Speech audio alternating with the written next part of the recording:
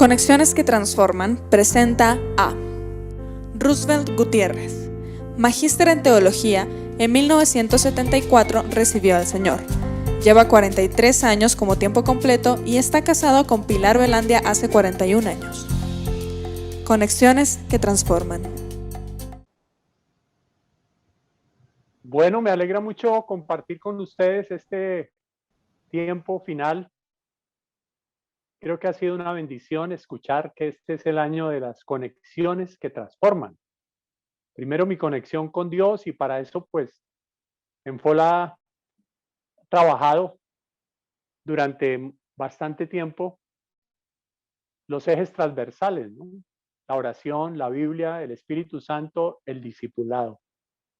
Y creo que a través de todas esas herramientas que tenemos, podemos conectarnos con Dios y podemos conocer a Dios, y podemos, fruto de conocer a Dios, amar a Dios, y fruto de amar a Dios, confiar en Él, y fruto de confiar en Él, obedecerle a Él. Y naturalmente, pues, conectarnos con la familia es determinante, nuestra primera responsabilidad. Y en esa conexión con la familia, pues, nos enfrentamos con que si no nos negamos a nosotros mismos, pues va a ser imposible, ¿no? Si no morimos a nuestro propio ego, va a ser difícil, porque es muy difícil relacionarnos con los demás. No hay duda, como lo han estado compartiendo, que si estamos conectados con Dios, podemos conectarnos con los demás de una manera mucho más fácil, entre comillas, porque nunca será fácil. Pero qué bueno poder pagar el precio como el Señor nos obliga al tener hijos, al tener que sacarlos adelante, responsabilizarnos por ellos. Y bueno, pues llegamos también al día de hoy, donde estamos hablando de esa conexión con la iglesia, de esa conexión con la comunidad. Y yo voy a tomar un pasaje que está en 2 de Corintios capítulo 5 del 9 al 20, porque creo que cada uno de nosotros necesitamos definitivamente tener motivaciones profundas para cumplir con la obra, con la misión que Dios nos ha entregado. Hacemos discípulos, desarrollamos líderes. No lo sabemos, valor declarado, pero ¿será un valor real? Y quiero, a través de este pasaje, que nos motivemos. O sea, la obra de Dios tiene que partir de que estamos profundamente motivados y sobre todo con convicciones profundas en nuestro corazón. Que esas convicciones profundas sean las que nos muevan. No estamos simplemente haciendo la tarea porque nos tocó, porque definitivamente nos sentimos obligados. No, hacemos la tarea porque esto nos apasiona, como estaba hablando ahorita ahora en el taller que entré al final, y escucharla a ella, pues definitivamente, como alguien lo señalaba, es muy refrigerante. Qué niña tan apasionada por Cristo, con qué entusiasmo que comunica las cosas. Gloria a Dios por personas como ella. Entonces, yo creo que si nosotros nos metemos en la palabra nos va a llevar a Cristo. Y si nosotros realmente estamos centrados en Cristo, estamos centrados en el Evangelio, eso se va a traducir en nuestro testimonio de vida, que va a desarrollar el carácter de Cristo. Y los resultados nos van a permitir cumplir nuestra misión, ¿cierto? Y formar discípulos multiplicadores. Yo, como loro, me la paso hablando de que hay que formar discípulos multiplicadores. Me acuerdo que en Ibagué, allá en la alcoba de los misioneros, les puse un letrero que decía discípulos, cosa de que cuando ellos se despertaran se asustaran de que lo primero que vieran era discípulos. Pero no tenía tan clara la motivación de hacer el ministerio. Igual estaba apasionado por Cristo, pero no tenía tan clara desde la perspectiva bíblica esa motivación, como quisiera que el Señor en esta oportunidad nos hablara. En el versículo 9 dice: por tanto, capítulo 5, 2 de Corintios, procuramos también, o ausentes o presentes, serle agradables. Una de las cosas que he aprendido es que yo debo vivir para agradar a Dios. Yo debo vivir para agradar a Dios. ¿Cuál es mi motivación? ¿Vivir para mí mismo o vivir para agradar a Dios? Y definitivamente tengo que vivir para agradar a Dios. El versículo 10 dice: porque es necesario que todos nosotros comparezcamos ante el tribunal de Cristo para que cada uno reciba según lo que haya hecho mientras estaba en el cuerpo, sea bueno, sea malo. Cada uno de nosotros vamos a comparecer un día ante el tribunal de Cristo. Un buen mayordomo da cuentas, ¿cierto? Y como veíamos en el versículo 9, si buscamos agradar a Dios, entonces qué bueno que cuando lleguemos al tribunal de Cristo recibamos los galardones, recibamos las coronas, que el Señor nos diga bien, buen siervo y fiel, que la corona de gozo, de gloria, la corona de justicia nos adornen, que podamos entrar a reinar con Cristo en el milenio. ¿Cuál es nuestra motivación?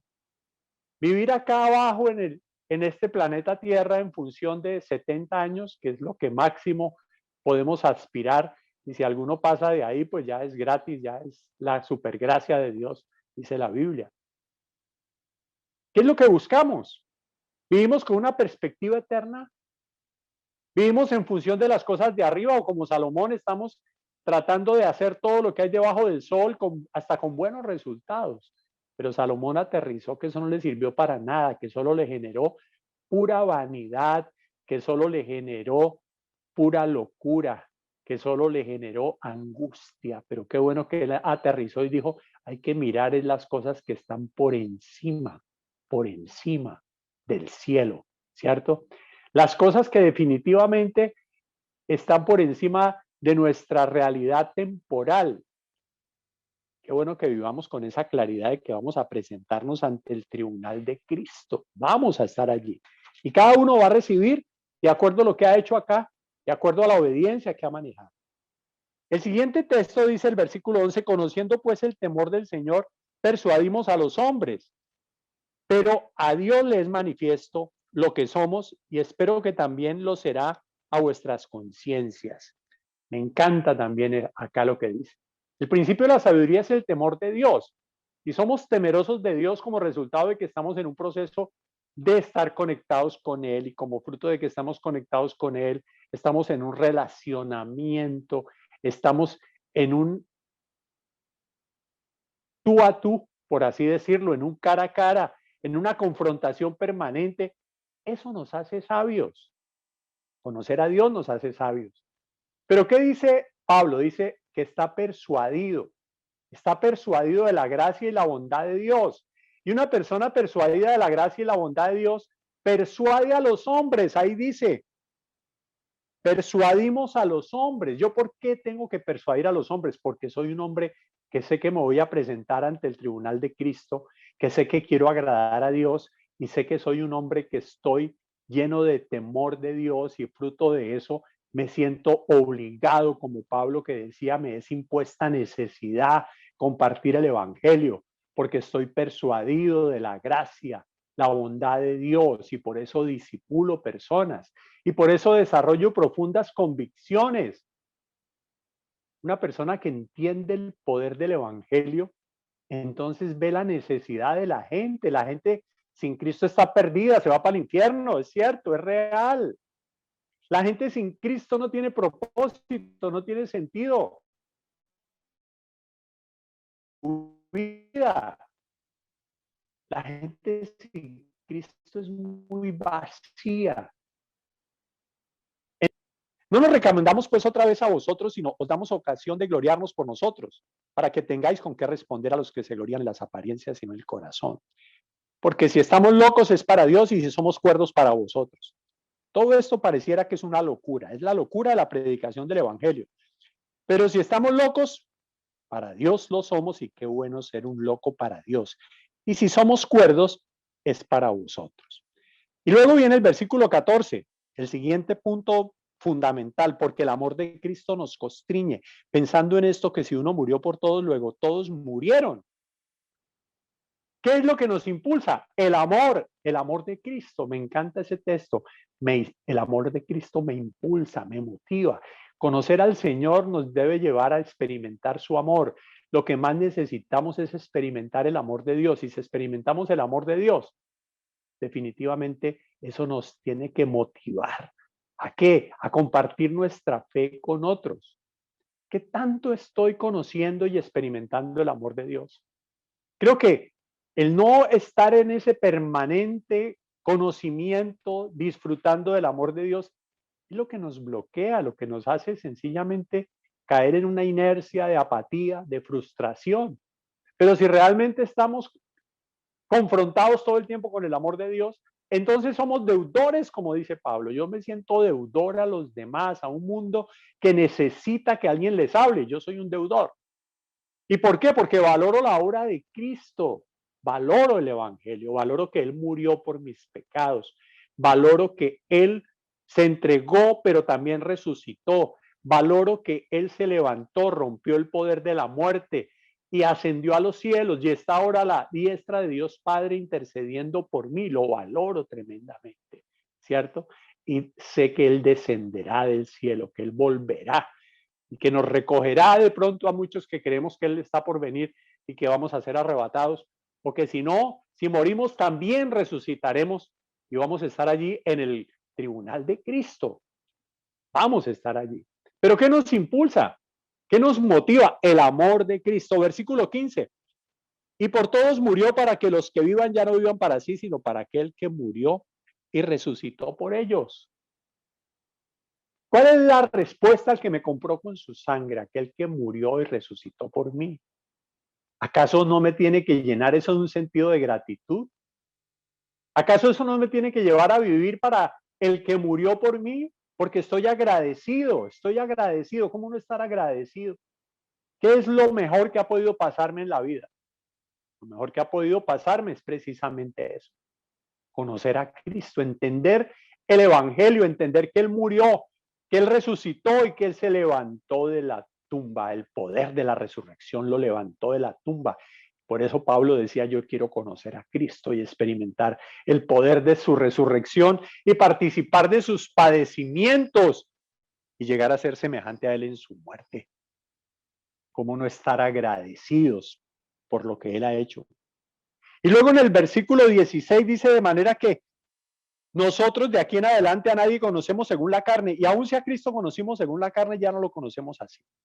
De modo que si alguno está en Cristo, nueva criatura es, las cosas viejas pasaron, aquí todas son hechas nuevas.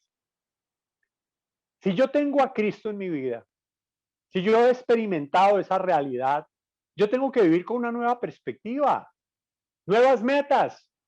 Tengo que vivir enfocado en el cumplimiento de la misión. Tengo que desarrollar discípulos multiplicadores. Tengo que vivir para hacer famoso a Cristo. Y como dice el versículo 20 de este pasaje, somos embajadores en nombre de Cristo, como si Dios rogase por medio de nosotros, os rogamos en nombre de Cristo, reconciliados con Dios. Vivimos con una perspectiva diferente, esa perspectiva eterna que nos hace tener metas en función de la eternidad, que nos hace entender que tenemos que cumplir la misión, Él se la inventó, que tenemos que hacer discípulos multiplicadores, que tenemos que hacer famoso a Cristo. Me encanta ese texto donde Sansón, perdón, donde, sí, David enfrentando a Sansón, a Goliat, bueno, acá tengo ayuda afortunadamente, a Goliat, dice, ¿quién es ese filisteo incircunciso que se atreve a proferir palabras contra los ejércitos del Dios viviente? Dice, ahora este tipo va a conocer que hay Dios en Israel. Me encanta, ¿por qué? Porque David, porque es el hombre conforme al corazón de Dios, porque vivía para hacer famoso a Dios, a pesar de sus errores, de sus embarradas, lo que quería era hacer famoso a Dios. Eres un embajador de Cristo. Y me parece chistosísimo que dice que yo como embajador no es para esperar pleitesía, para que me sirvan como nos enseñaba Osvaldo esta mañana, no. Es para rogarle a la gente que se reconcilie con Dios. A mí me parece muy chistoso el Señor. Yo digo, pero si Él es el que sabe a quién va a salvar, quién va a llegar a Él, ¿por qué se inventó que yo tenga que ir a otros y es que a rogarles? A rogarles.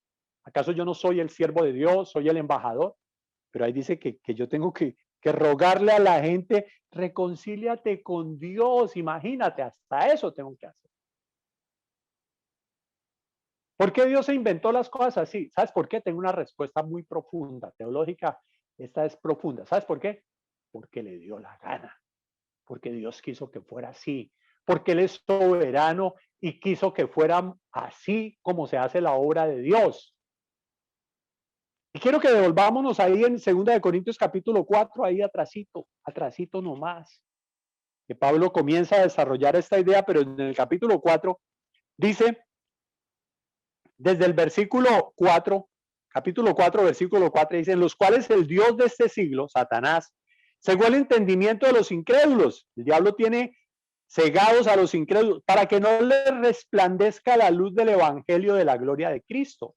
El evangelio es que experimenten la realidad de Cristo, que conozcan a Cristo, el cual es la imagen de Dios. Versículo 6, voy a brincarme. Porque Dios que mandó que de las tinieblas resplandeciese la luz, es el que resplandeció en nuestros corazones para la iluminación del conocimiento de la gloria de Dios en la faz de Jesucristo.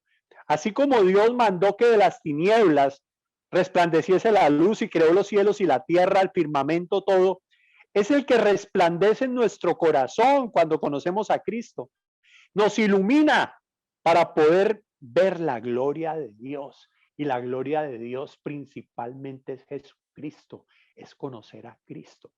Pero en medio de esos dos versículos tan espectaculares que habla de cómo el diablo tiene enceguecidos a los incrédulos y no les resplandece la luz del evangelio, dice el versículo 5, no nos predicamos a nosotros mismos, sino a Jesucristo como Señor y a nosotros como vuestros siervos por amor de Jesús. ¿Cuál es nuestra función? Predicar. ¿Predicar a quién? A Cristo como Señor. ¿Y nosotros qué somos? Siervos. Somos siervos. Nosotros pues no llegamos a esa categoría de apóstoles, profetas. No, somos siervos, somos simples siervos de Dios. Qué privilegio tan grande. Siervos que hacemos la voluntad de Dios y siervos de la gente por amor a Jesús.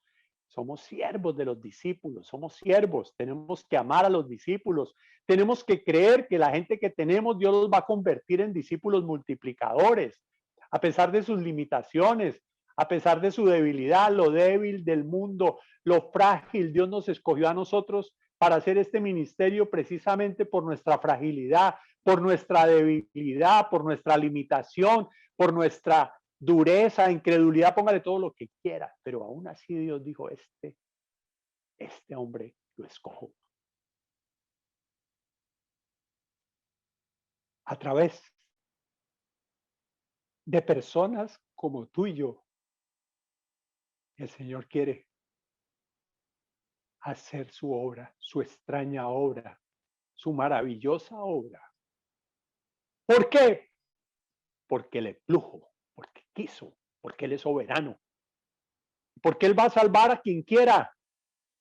Pero yo tengo que creer que todo el ambiente donde Él me pone puede ser salvo. ¿Por qué? Porque tengo que verlos como Dios los ve, necesitados de Dios. Entonces, comprender la obra de Dios nos va a llevar a tener pasión por Cristo. Y si tenemos pasión por Cristo, entonces no nos queda otra sino ubicarnos si somos realmente discípulos de Cristo y si estamos haciendo la tarea. Eso es lo mejor que podemos hacer en este mundo necesitado, en un mundo de pandemia. No preocupados por las especulaciones de cuál es la bestia, ni de quién es el anticristo, ni de... No, eso no es nuestro oficio principal. A algunos les encanta de pronto ese tema, pero caemos en especulaciones, caemos en cantidad de cosas que no nos corresponden. Nosotros, como Pablo dice, no nos preocupemos de saber, sino que Cristo es la respuesta y compartir a Cristo el Evangelio. Eso es lo que necesitamos. No más. Lo demás es lo de menos. No somos ni de derecha ni de izquierda, somos cristianos. Cristianos convencidos de que hay que predicar a Cristo y de que Cristo nos da la motivación adecuada. Recuerda, tenemos que comparecer ante el tribunal de Cristo. Recuerda que vivimos para agradar a Dios y que si somos temerosos de Dios, entonces nuestra responsabilidad es persuadir. El método de Dios es la persuasión. tenemos que persuadir a la gente con razones. Por eso cada vez nos debemos preparar más para presentar defensa con mansedumbre y reverencia de cualquiera que demande razón de nuestra fe. Por eso debemos cada día disfrutar más del amor de Dios, porque ese amor de Dios es el que nos impele, nos motiva, nos constriñe. Por eso tenemos que ser agradecidos con Dios, agradecidos, porque al entender un poquito más de la obra de Dios no podemos sino humillarnos, no podemos sino quebrantarnos y agradecerle. ¿Quién soy yo para que tú hayas puesto tus ojos en mí?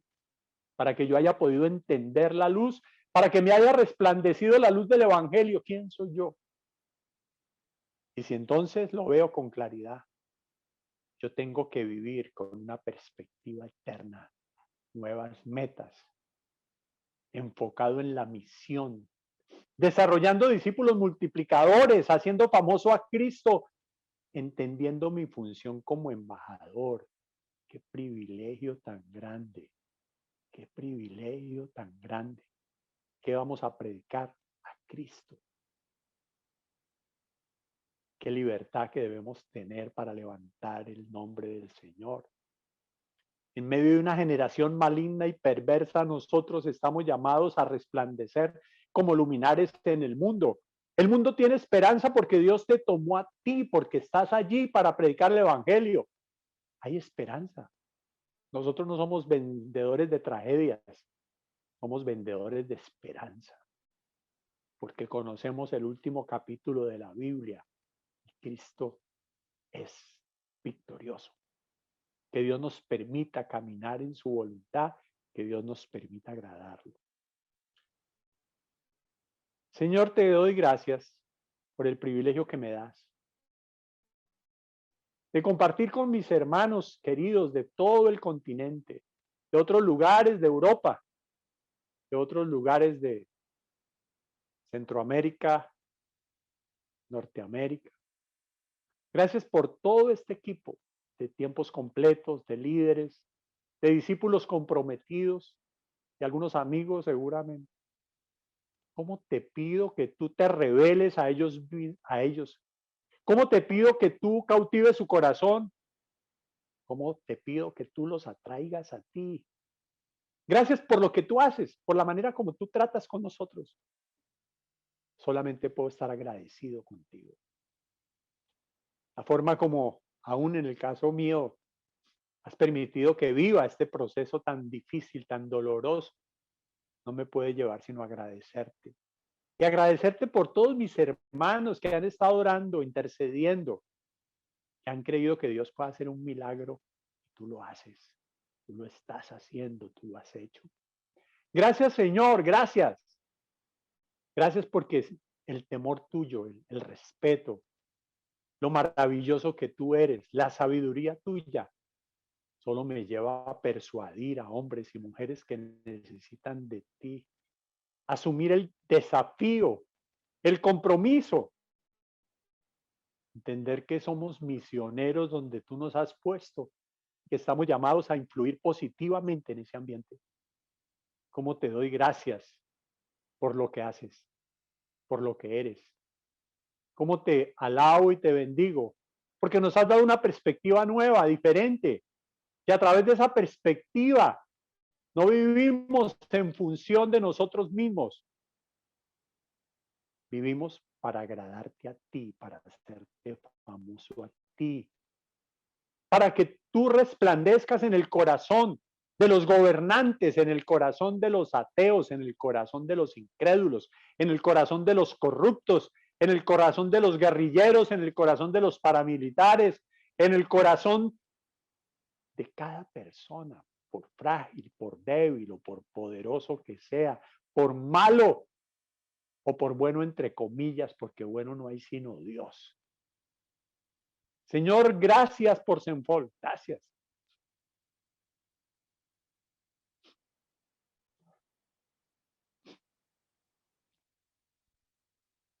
Gracias por este cuerpo